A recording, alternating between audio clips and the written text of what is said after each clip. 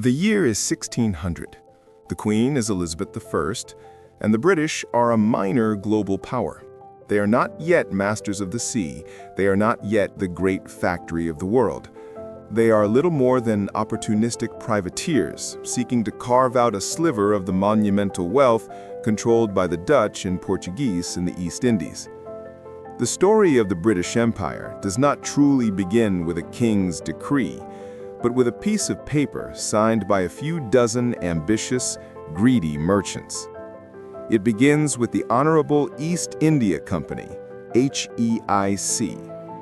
The HEIC was perhaps the most astonishing entity in history, a private corporation that governed an entire subcontinent. By its height, it controlled a larger territory, commanded a bigger army, and wielded more political influence than many of the world's sovereign states. To understand the empire, you must first understand this commercial behemoth, a story of ruthless capitalism that morphed into a terrifying military state. The golden lure, pepper and privilege. The initial objective was simple: spices, specifically pepper and cloves. The English desperately wanted a direct supply route, bypassing the exorbitant prices charged by European middlemen. On December 31, 1600, Queen Elizabeth I granted the HEIC a royal charter, giving them a 15-year monopoly on all English trade east of the Cape of Good Hope. This privilege was a license to print money, and crucially, a license to commit violence in the name of profit. In the early decades, the company was often outmatched by the Dutch, the VOC, who were far more organized and better funded. The English were forced out of key spice islands like Indonesia, and instead focused on the massive, sprawling, and sophisticated Mughal Empire in India. This geographical pivot was the accidental masterstroke of the empire. India was not a place to simply take spices from. It was a place of fine cotton textiles, saltpeter for gunpowder, and opium, all in seemingly limitless supply. The corporate army and the tax collector. The HEIC's transformation from a trading post operator to a political ruler was gradual, terrifying, and driven by a singular logic: protecting profits.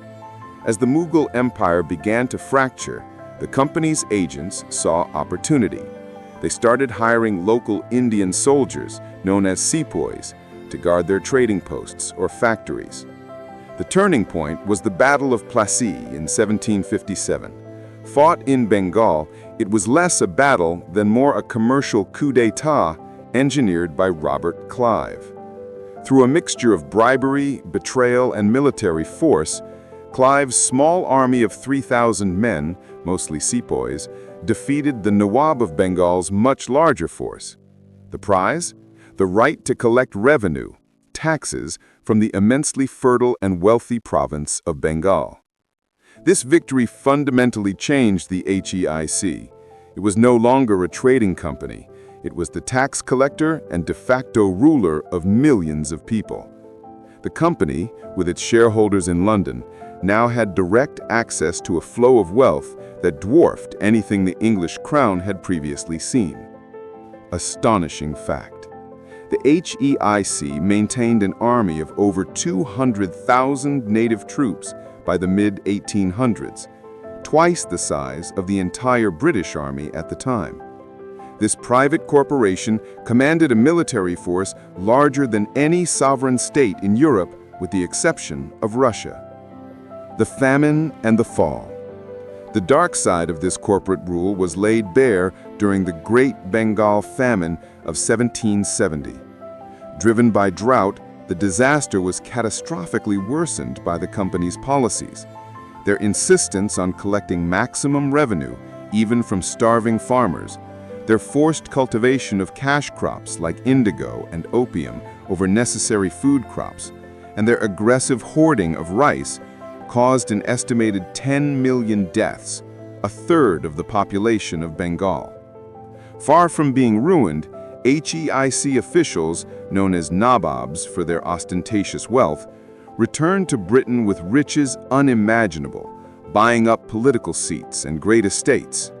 This blatant corruption and the scale of the human disaster finally forced the British Parliament to intervene.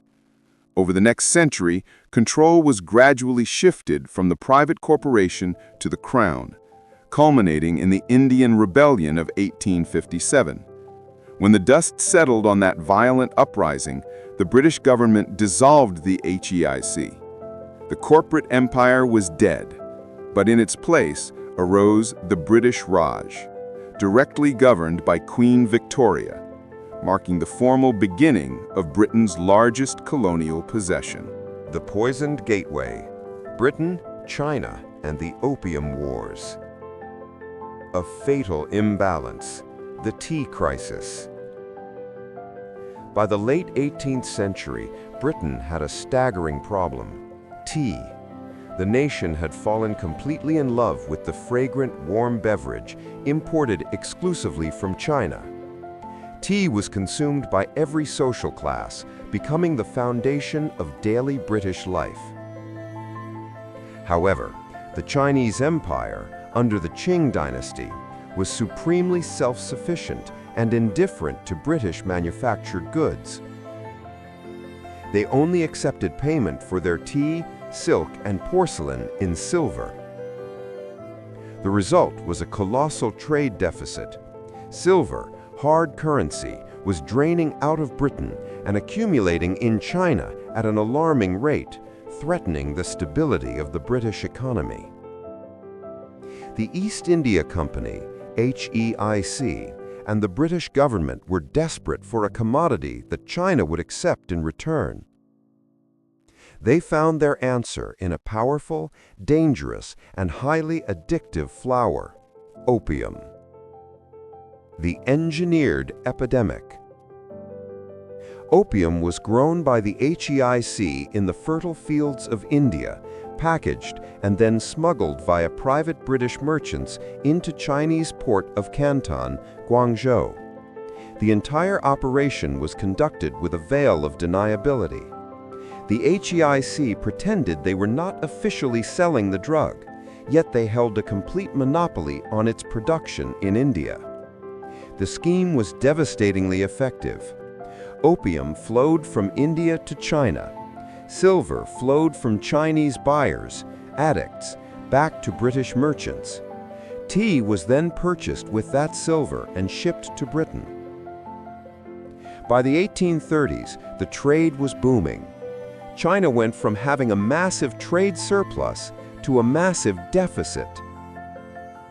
More critically, an estimated 12 million people in China were addicted to opium, including officials, soldiers, and scholars. The drug undermined not only the nation's economy, but also its social fabric and military strength. The Emperor's Last Stand. The Qing Emperor, Dao Guang, viewed the situation not just as an economic issue, but as a moral and existential crisis. He appointed the incorruptible, determined official, Commissioner Lin Sexu, to end the trade at all costs.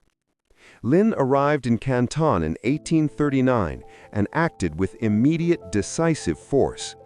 He arrested Chinese dealers, punished corrupt officials, and then made the move that triggered the war. He cornered the British merchants, seized over 20,000 chests of opium, worth millions of pounds, and ceremoniously destroyed it. Lin mixed the drugs with salt and lime and washed the poisonous sludge into the sea, praying to the ocean gods for forgiveness. This action, the destruction of British property, even illegal contraband, was precisely the pretext that the aggressive commercial interests in Britain had been waiting for. The War of Free Trade, the First Opium War, 1839 to 1842. The Parliament debated the issue, splitting on moral grounds. However, the powerful voices of the merchants, backed by the narrative of protecting free trade, the freedom to sell illegal drugs, and defending British honor, the right to be compensated for seized contraband, won the day by a small majority. Britain dispatched a naval expeditionary force that showcased the massive technological advantage of the Industrial Revolution. The conflict was brutally lopsided. British possessed steam-powered iron warships like the revolutionary HMS Nemesis and highly accurate artillery. Chinese relied on antiquated junks, cannons, and matchlock muskets, often fighting on land with spears and bows. The British Navy sliced through Chinese coastal defenses, capturing cities like Ningbo and Shanghai with shocking ease. The Qing forces were helpless against the mobility and firepower of the British fleet. The treaty that shamed China. Nanking, 1842. The war concluded with the humiliating Treaty of Nanking, the first of many unequal treaties that systematically dismantled Chinese sovereignty. The terms were astonishingly harsh. Cession of Hong Kong. China was forced to cede the island of Hong Kong to the British Crown in perpetuity. The treaty ports. 5 ports, including Shanghai and Canton, were opened for British trade and residents, placing them outside Chinese jurisdiction. Indemnity. China had to pay a massive indemnity to Britain to cover the cost of the war and the value of the destroyed opium. Fixed tariff. Chinese tariffs on imports, including opium, which remained technically illegal but was effectively tolerated, were fixed at a very low rate, preventing China from protecting its domestic industries. The First Opium War was a definitive, ugly moment in imperial history. It was not fought over territory or honor, but purely to enforce the right of a corporation to sell narcotics for profit. It inaugurated a century of foreign domination in China, known as the Century of Humiliation. The Grand Theft, the Second Opium War, and the destruction of Yuanming Yuan, 1856 to 1860. The Treaty of Nanjing did not bring stability. It brought resentment and chaos. The British were dissatisfied that the opium trade was still technically illegal, and they demanded greater access to China's interior. The Chinese government, weakened and reeling from internal rebellions like the devastating Taiping Rebellion, desperately sought to limit foreign encroachment. Escalation and pretext. A minor incident was all it took to reignite the conflict. In 1856, Chinese officials boarded the Arrow, a small vessel registered in Hong Kong, a British colony but largely crewed by Chinese.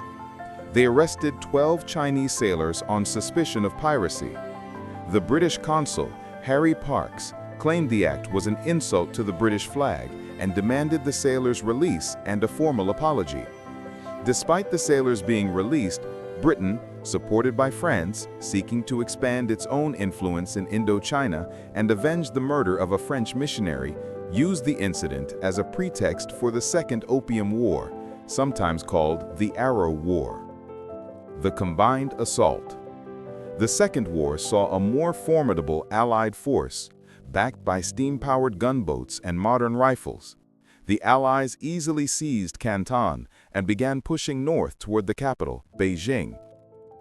The ultimate confrontation came in 1860, after the Chinese government, desperate to avoid invasion, seized and mistreated British and French envoys who were attempting to negotiate peace outside the city walls. In response, the combined Anglo-French expeditionary force marched on Beijing. The Jewel in the Ashes. Yuanming Yuan. When the Allies broke into Beijing, their revenge was focused not on the Forbidden City, the emperor's formal residence, but on the Yuanming Yuan, the old summer palace, a sprawling complex of gardens, palaces, libraries, and temples located northwest of the city. The summer palace was the absolute pinnacle of Chinese art, architecture, and landscaping. Over 150 years in the making, it housed the Qing dynasty's private collections of priceless jades, silks, bronzes, rare books, and European-style gifts. It was considered the most beautiful garden in the world, filled with unique pavilions and artificial lakes. The looting of Yuanmingyuan was systematic, savage, and sanctioned by commanders. Astonishing fact: British General James Hope Grant stated the goal was to inflict a severe blow on the emperor's pride by destroying his favorite retreat. For 2 days, thousands of Allied soldiers acted as common thieves, filling their wagons with treasures that would soon flood the markets of London and Paris. The final act of vandalism. To ensure the emperor would never forget the violation, the British commander, Lord Elgin, son of the man who removed the Parthenon marbles from Greece, issued the order to burn the entire complex. Starting on October 18, 1860, the Allies spent 2 days systematically setting fire to the Yuanmingyuan. The fires raged for 3 days, leaving nothing but scorched earth, shattered porcelain, and blackened ruins. The destruction was not a military necessity, it was an act of calculated cultural terrorism designed to humiliate the Manchu rulers and demonstrate the brutal power of the West. The enduring legacy. The Second Opium War concluded with the Convention of Peking, 1860, which cemented the losses of the First War and added new injuries. Expanded trade, more ports were opened and foreign ships were granted navigation rights on the Yangtze River. Kowloon Peninsula. The Kowloon Peninsula across from Hong Kong Island was ceded to Britain. Legal opium. The opium trade was formally legalized in China, permanently crippling the nation's health and economy. Indemnity. China had to pay a second, much larger indemnity. The Opium Wars were a pivotal moment. They showed the world the hypocrisy of a British Empire that preached civilization and Christian morality while actively waging wars to profit from mass drug addiction. China, once a proud and dominant world power, was permanently forced into a subordinate role, creating deep historical scars that influence East-West relations to this day. The Crown's Crucible, the Indian Rebellion of 1857. The Private State, Seeds of Discontent. By the mid-19th century, the East India Company, HEIC, had consolidated its control over 2/3 of the Indian subcontinent. It ruled not just through administration, but through its immense private army of sepoys, Indian soldiers commanded by British officers. However, the HEIC's relentless pursuit of profit and expansion created explosive resentment. Key policies that eroded the trust and authority of local rulers and people included the doctrine of lapse. If a princely ruler died without a direct male heir recognized by the British, his territory was automatically annexed by the company. This policy directly challenged traditional Hindu laws of succession and removed the power of local elites. Economic ruin. The company systematically destroyed native industries, particularly textile weaving, to force dependence on British manufactured goods. Cultural interference. Christian missionaries, often tolerated or supported by the company, attacked Hindu and Muslim religious practices, causing widespread fear that the British intended to force religious conversion. The most potent element of the company's control, the sepoy army, was its greatest weakness. These were men rooted in the traditions and religions the company seemed intent on destroying. The spark, the greased cartridges. The immediate catalyst for the widespread rebellion was a simple yet catastrophic mistake involving new ammunition for the sepoys' Enfield rifles. The new paper cartridges had to be bitten open before loading. A rumor began circulating among the soldiers, both Hindu and Muslim, that the lubricant used on the cartridges was a mixture of cow fat, sacred to Hindus, and pig fat, forbidden to Muslims. To both major religious groups, biting the cartridge meant performing a profound act of religious defilement. The company's efforts to deny the rumor were clumsy and ineffective, only confirming the soldiers' deepest fear that the British were plotting to destroy their faith. The fire spread from Barrackpore to Delhi. The rebellion began in February 1857, but it formally exploded in May. The famous moment came when Mangal Pandey, a sepoy in Barrackpore, refused to use the cartridges and attacked his British officers, becoming an early martyr. The pivotal event occurred in Murat on May 10, 1857. After sepoys were imprisoned for refusing the cartridges, their comrades revolted, freed the prisoners, killed their officers, and marched directly to Delhi, the ancient seat of the Mughal emperors.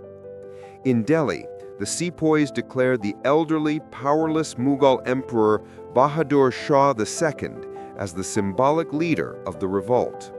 The conflict was no longer a military mutiny. It was a political rebellion aimed at restoring pre-colonial Indian sovereignty. The unimaginable violence and retribution. The rebellion quickly engulfed large parts of north-central India, including the major cities of Kanpur and Lucknow. The conflict was marked by brutal atrocities on both sides. Kanpur. A massive outrage occurred when a large number of British women and children, who had been promised safe passage by the local sepoy leader Nana Sahib, were massacred. This act of violence was used by the British press to demonize the rebels and justify extreme retribution. British retribution. The British response, once reinforcements arrived, was merciless. Troops carried out mass public hangings, often forcing captured rebels to lick bloodstains before execution.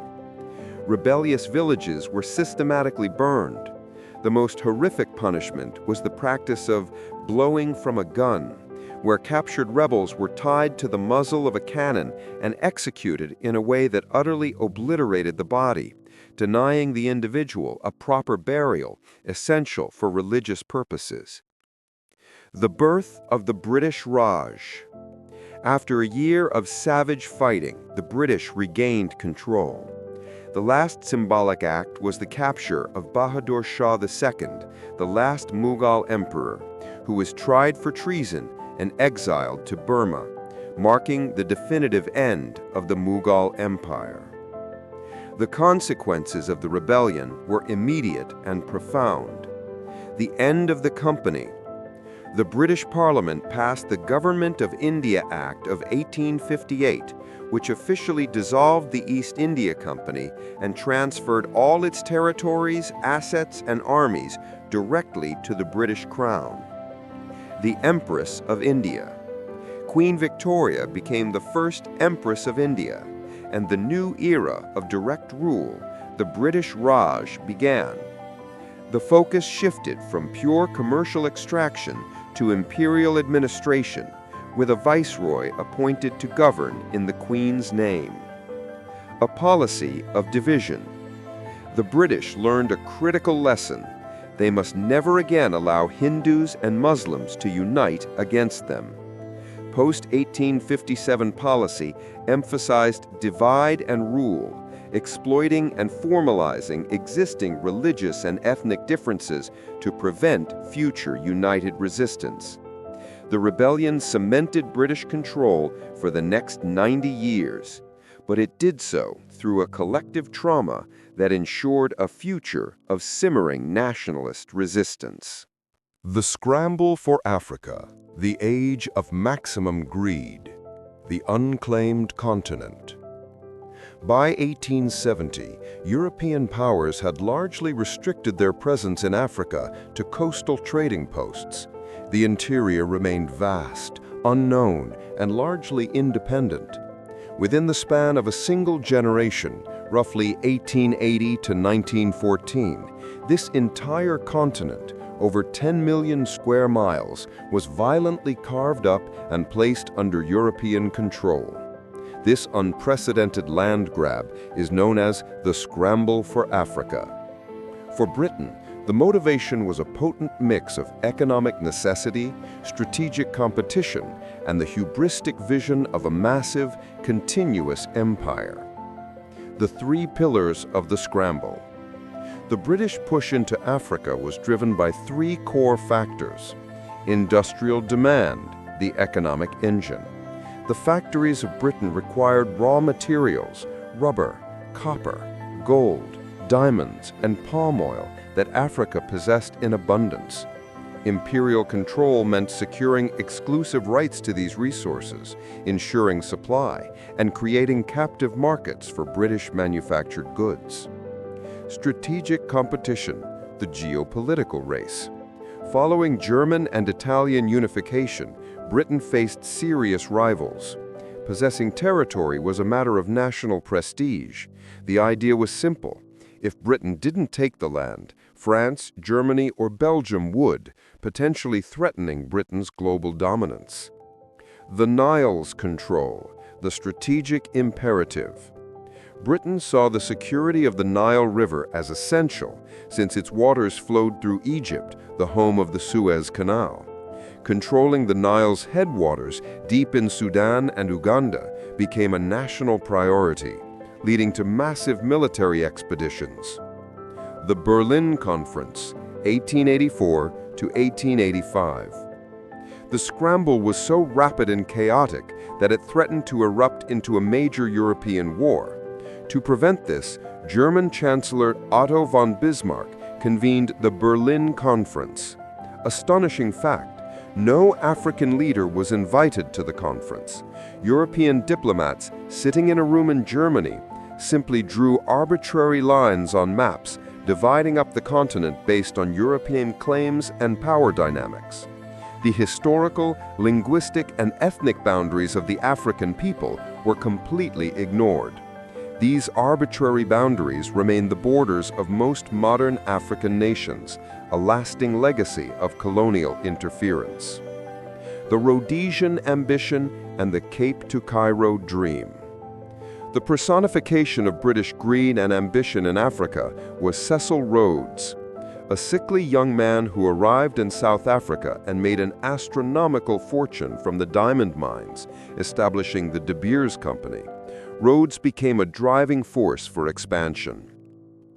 Rhodes dreamed of a vast, unbroken chain of red territory stretching from the south tip of Africa all the way to Egypt, the Cape to Cairo railway and telegraph line. He personally funded and pushed for the colonization of a massive territory in Central Africa, which was subsequently named Rhodesia, modern Zimbabwe and Zambia, after him.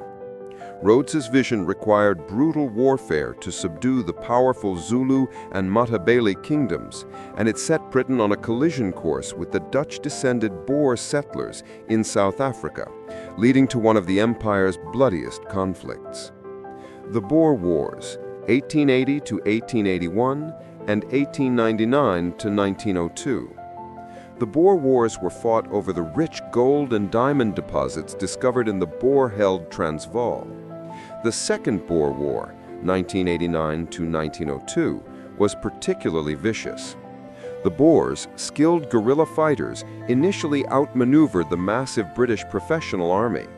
In response, the British commander, Lord Kitchener, adopted a brutal counterinsurgency strategy, destroying Boer farms, the scorched earth policy, and herding tens of thousands of Boer civilians, mostly women and children, and black Africans, into rudimentary concentration camps.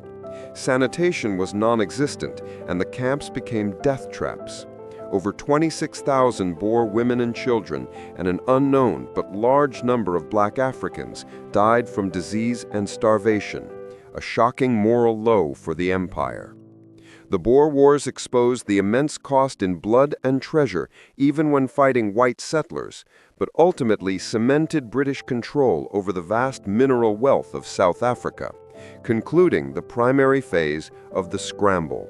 The Imperial Reckoning, the British Empire in World War I, 1914 to 1918. The global reach of conflict. When Britain declared war on Germany in August 1914, it was not merely a declaration by a single European nation, it was a declaration by a global empire covering a quarter of the world's land and population. The war immediately ceased being a purely European conflict and became a world war, leveraging the human, material, and strategic resources of every continent under the Union Jack. The colonies were not consulted in the declaration of war, yet they were instantly committed to the fight. This decision had a profound and irreversible effect on the subsequent history of the empire. The imperial war machine. The war effort was a colossal testament to the empire's wealth and control. The dominions, self-governing white colonies like Canada, Australia, New Zealand, and South Africa, immediately rallied, viewing the conflict as a defense of the mother country and a chance to prove their nationhood.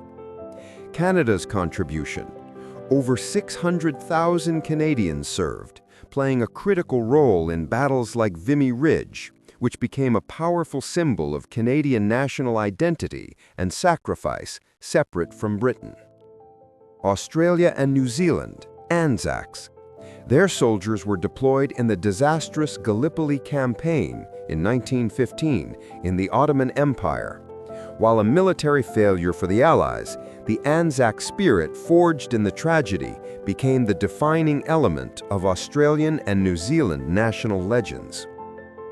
South Africa. South African forces conquered German Southwest Africa and East Africa. The non-white imperial contribution. The astonishing element of the empire's war effort was the vast mobilization of troops and laborers from the non-white territories, particularly India. Indian Army.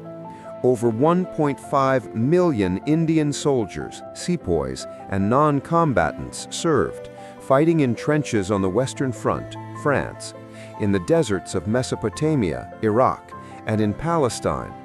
They accounted for a huge proportion of the British war effort, suffering nearly 75,000 casualties. Their presence on the Western Front, fighting for the defense of the white race, was a deeply unsettling sight for many Europeans, and it fundamentally altered the perception of colonial subjects. Labor Corps. Hundreds of thousands of Chinese, Egyptian, and African laborers were conscripted into labor corps to dig trenches, move supplies, and build roads, freeing up white soldiers for combat. Information-rich fact. The contribution of the Indian Corps was often critical, especially at the start of the war, when Britain's professional army was quickly decimated. India also provided enormous amounts of cash, supplies, ammunition, and horses, contributing significantly to the Allied war chest. Strategic conquests and imperial gains. The war was not just fought to defend the empire, it was fought to expand it. The collapse of the Ottoman Empire offered Britain the ultimate prize: strategic control over the Middle East. Middle East mandates. Through the Sykes-Picot Agreement, a secret deal with France, and the subsequent Treaty of Versailles, Britain gained control via the League of Nations mandates over vast, resource-rich territories, including Palestine, Transjordan, and Iraq. The control of these oil-rich regions and the route to India ensured the empire's strategic dominance for another generation. African colonies. Germany's African colonies, German East Africa and German Southwest Africa, were divided among Britain, France, and South Africa. The seeds of dissolution.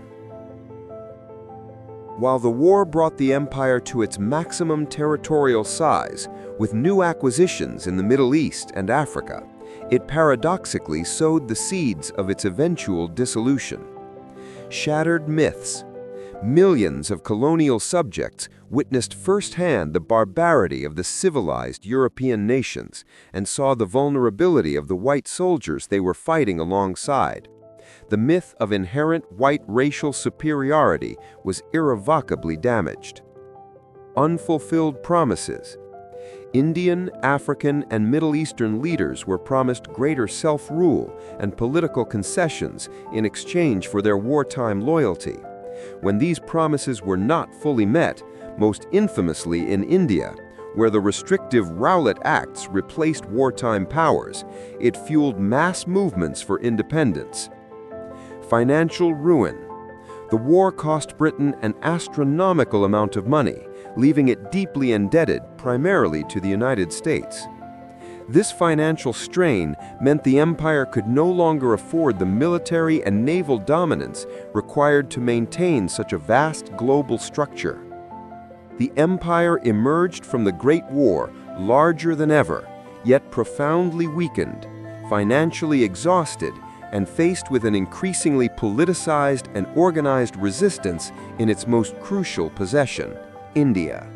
In September 1939, when Britain declared war on Nazi Germany, the entire empire was once again automatically committed to the fight.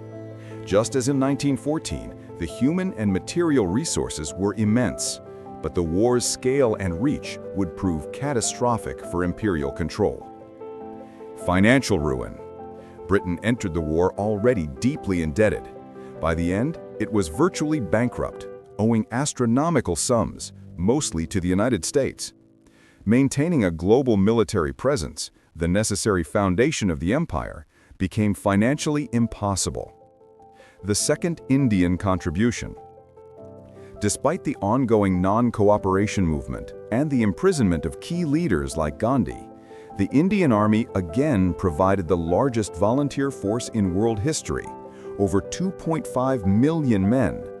They fought across North Africa, Italy, and Asia, proving critical to Allied success, but deepening the political struggle at home. The rise of Japan and the Asian crisis. The war in Europe quickly became secondary to a new existential threat in the East, Imperial Japan.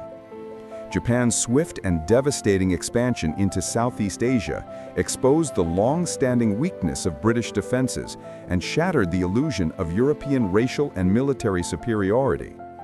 The myth shattered. The fall of Singapore, 1942. Singapore was the jewel of the British Far Eastern Empire. It was hailed as the Gibraltar of the East, an impregnable fortress and the cornerstone of imperial defense in Asia. The British assumed any attack would come from the sea, where their massive coastal guns were positioned. However, in December 1941, the Japanese launched a lightning-fast campaign, invading the Malayan Peninsula and advancing south through the jungles.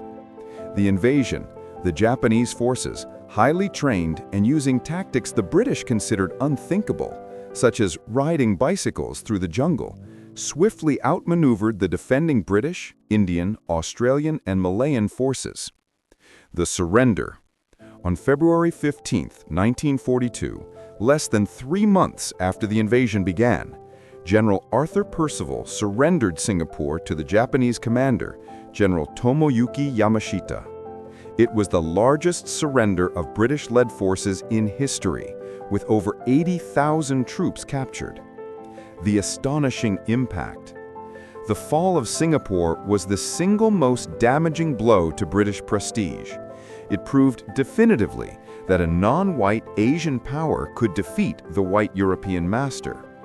The spectacle of European prisoners being marched through the streets by Asian conquerors was an image that colonial subjects across Asia and Africa never forgot, accelerating nationalist movements everywhere. The final reckoning. While the Allies eventually won the war, the empire's structure was fatally compromised. Exposed vulnerability. The Japanese successes showed that the colonial powers could be defeated, and crucially, that they were willing to abandon their colonies when pressed. Rise of the superpowers. The war established the United States and the Soviet Union as the world's dominant powers. Both were ideologically opposed to traditional European colonialism, placing immense pressure on Britain to decolonize. Irreversible debt. The massive war debt meant Britain could no longer afford the military capacity needed to suppress nationalist uprisings in the colonies, particularly the one brewing in India. The Second World War ensured that the vast empire that entered the war in 1939 would not survive the decade. The stage was set for the final, tumultuous acts of decolonization. The impact of world wars. The world wars were the most significant catalysts for the empire's end, fundamentally altering the global balance of power and Britain's financial standing. Financial ruin. Both wars, especially World War II, left Britain bankrupt and heavily indebted, primarily to the United States. This meant Britain could no longer afford the military and naval forces required to maintain global control or suppress large-scale colonial uprisings. Shattered prestige. The fall of Singapore in 1942, where a massive British force surrendered to a non-white Asian power, Japan, shattered the myth of British and European racial and military superiority. This exposure of vulnerability energized nationalist movements across Asia and Africa. Rise of superpowers. The US and the Soviet Union emerged as the new global superpowers. Both were ideologically anti-colonial, putting immense diplomatic pressure on Britain to relinquish its colonies. The loss of India, the jewel in the crown, was both symbolic and strategic, confirming the end of the empire as a major global power. After World War II, the British Labour government recognized that maintaining the British Raj was impossible.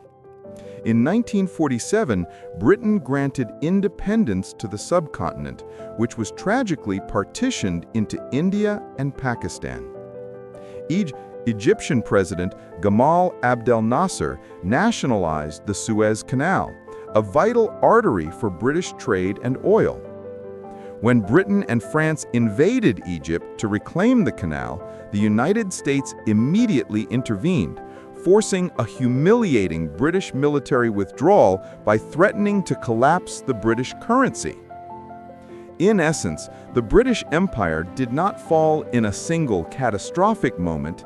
It was dismantled due to financial insolvency and political pressure, a slow but certain decline accelerated by 2 world wars and cemented by the powerful force of independence movements across the globe.